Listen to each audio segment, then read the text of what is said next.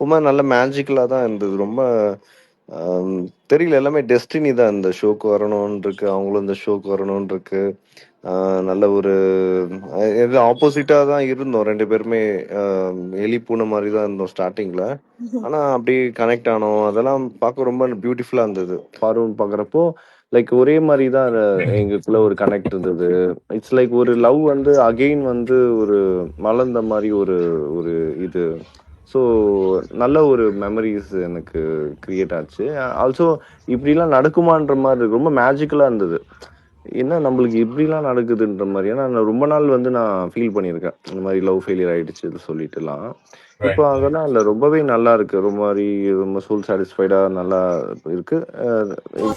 வரலைன்னா இப்படிப்பட்ட ஒரு மேஜிக்கல் ரிலேஷன்ஷிப்போ அந்த ஒரு எமோஷன்ஸோ வந்து எனக்கு இந்த லைஃப்ல கிடைச்சிட்டாரு இல்லையா. ஸோ அதனால I'm just taking what ever happened positive for me.